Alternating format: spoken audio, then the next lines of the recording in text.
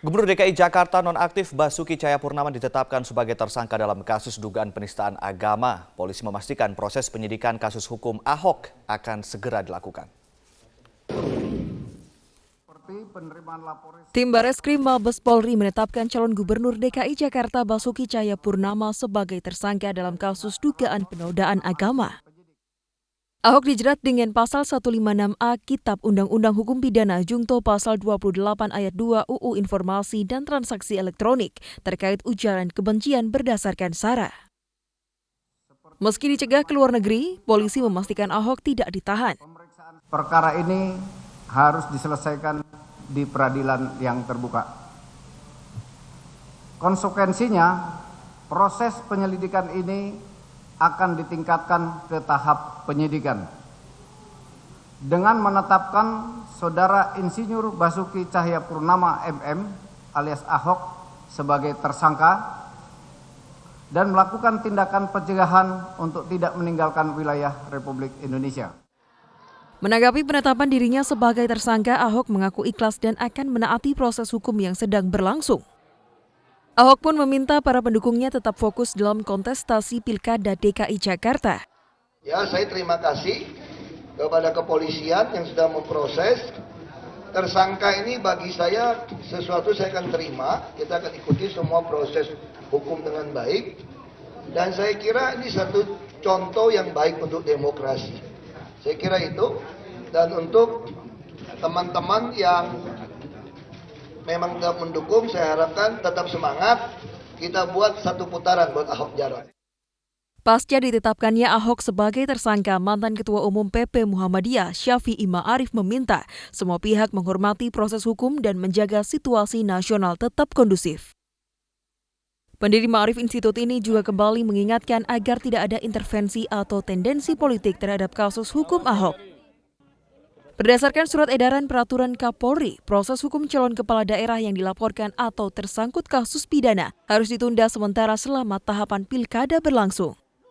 Namun, berdasarkan urgensi dan tingkat sensitivitas kasus Ahok, Kapolri Jenderal Tito Karnavian akhirnya mengeluarkan dikresi untuk tetap melakukan penyelidikan. Tim Liputan, Metro TV.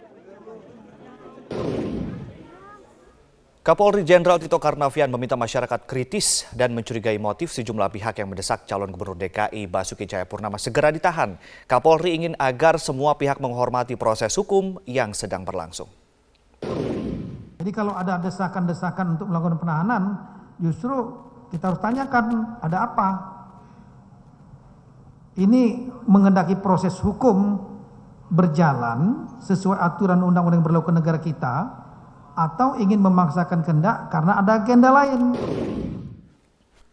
Sementara itu, Ketua Umum PP Muhammadiyah Haidar Nasir mengapresiasi kinerja Polri dan meminta suasana yang kondusif ini tetap dijaga oleh seluruh elemen masyarakat, terutama para ulama dan tokoh agama. Bahwa ketika menuntut aspirasi agar kasus ini dibawa ke hukum, itu kemudian saya yakin bahwa umat Islam dan masyarakat luas akan dengan lapang hati menerima kasus dan penetapan hukum ini. Dan karena itu juga kami percaya bahwa masyarakat cukup dewasa, cerdas, dan mampu menjaga situasi yang sangat bagus ini. Ya, Pemirsa, Basuki Cahayapurnama meminta pendukungnya ikhlas dengan statusnya sebagai tersangka meski semuanya masih belum final dan harus dibuktikan di persidangan. Himbauan Basuki Cahayapurnama ini mendinginkan suasana dan menjadi pembelajaran bahwa semua orang harus menghormati hukum. Kita telah menghadirkan sejumlah narasumber, yaitu ada Usama Hisham, Ketua PP Parmusi, dan juga dari One Team MUI, dan juga Ketua Umum PP Muhammadiyah yang bergabung langsung dari Yogyakarta, Pak Haidar Nasir, dan juga Prof. Hamka Haq, anggota Dewan Pertimbangan Majelis Ulama Indonesia sekaligus dari Baitul Muslimin. Assalamualaikum warahmatullahi wabarakatuh. Selamat malam Bapak-bapak. Selamat malam. Assalamualaikum warahmatullahi wabarakatuh. Pak Haidar sudah bergabung sama kami? Alhamdulillah sudah, Mas Ade. Ya, baik. Kita ke Pak Usama terlebih dahulu. Pak Usama, bagaimana tanggapan Anda terhadap proses hukum yang kemudian hari ini terhadap Ahok? Ya, begini. Jadi pada tanggal 4 November saya turun langsung ke lapangan ikut berunjuk rasa memimpin kader-kader pengurus dan para ustadz dari Parmusi Persaudaraan Muslim Indonesia di Patung Kuda. Dan memang agendanya tunggal ya. Bagaimana Ahok ini mendapat proses hukum dan benar-benar dijadikan tersangka dan ditahan ya. Artinya melalui proses peradilan tentunya. Sampai tanggal 14 malam, kami sebagian besar memang pesimis ya, bahwa Ahok akan menjadi tersangka sampai 14 malam ketika sehari akan dilakukan gelar perkara. Oleh sebab itu kemudian kami sebagai Ketua Umum Parmusi Persaudaraan Muslim Indonesia dengan banyak ustadz kami ya, simpul-simpul pergerakan, melakukan rapat dan menyampaikan sikap langsung kepada Kabar Reskrim malam itu melalui surat yang menyampaikan bahwa satu, political will Presiden Republik Indonesia Bapak Joko Widodo sudah jelas tegas. Kita respect, kita dukung penuh bahwa tidak akan melakukan intervensi terhadap proses hukum yang berlaku dan tidak akan melindungi Basuki Cahayapurnama. Yang kedua, oleh sebab itu kita mendesak Kabar Reskrim untuk benar-benar bersikap dan bertindak profesional.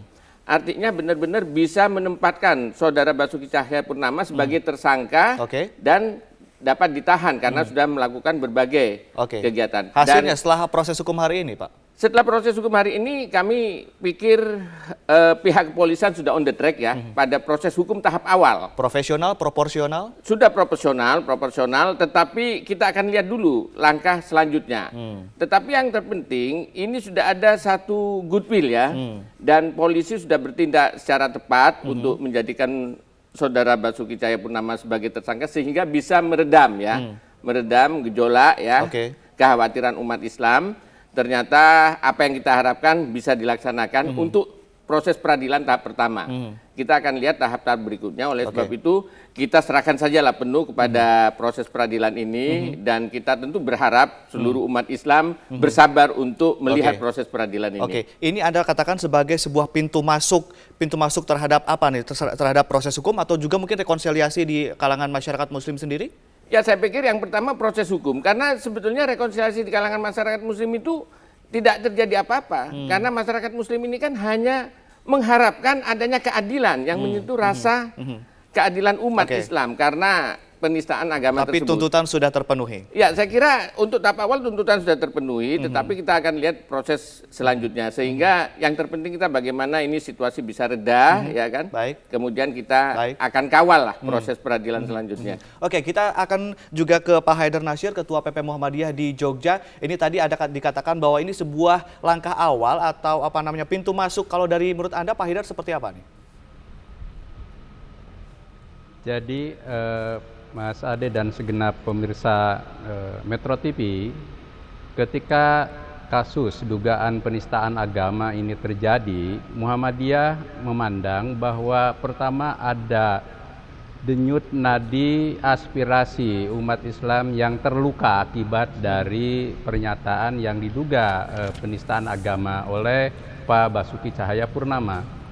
Kemudian yang kedua, Muhammadiyah juga merasakan betul bahwa bangsa ini dengan keragaman dan berbagai macam sejarahnya yang bersama itu ingin agar kasus ini tidak mengganggu kehidupan kebangsaan kita. Dan yang ketiga, Muhammadiyah tahu persis bahwa ketika sengketa seperti ini terjadi maka tidak ada jalan lain kecuali pintu masuknya lewat jalur hukum. Maka ketika Muhammadiyah diundang Pak Presiden bersama NU dan Majelis Ulama, dan ketika Pak Presiden juga bersilaturahim ke gedung PP Muhammadiyah, kami berdiskusi, kami berbagi pandangan bahwa satu-satunya jalan untuk menyelesaikan masalah ini sebagai titik objektif untuk kita mencari solusi adalah jalur hukum. Tapi saat ini apakah sudah memuaskan kalangan-kalangan dan aspirasi itu, Pak? Gimana? Apakah kemudian hasil hari ini sudah memuaskan berbagai aspirasi itu? Saya yakin dengan jiwa besar dan kelapangan hati seluruh anak bangsa termasuk umat Islam, bahwa apa yang dihasilkan dari keputusan polisi ini yang menetapkan Pak Basuki sebagai tersangka, maka semua pihak harus menerima dengan lega dan jiwa yang negarawan untuk kemudian bagaimana kita mengawal proses hukum ini agar tetap tegak dan adil. Baik, Pak Haidar, kita ke Prof. Hamka. Prof. Hamka, kalau tadi istilahnya denyut nadi yang terluka, apakah denyut nadi yang terluka itu sekarang sudah mulai kembali pulih dan sembuh begitu? Ya, saya kira memang ini karena kalau tadi diistilahkan pintu masuk, tapi saya lebih cenderung mengistilahkan itu proses. Proses karena sebelum demo tanggal 4 itu juga prosesnya sudah mulai berjalan di kepolisian. Sudah ada 20 saksi diperiksa dan juga Ahok juga sudah diperiksa kalau saya tidak salah tanggal 24 Oktober.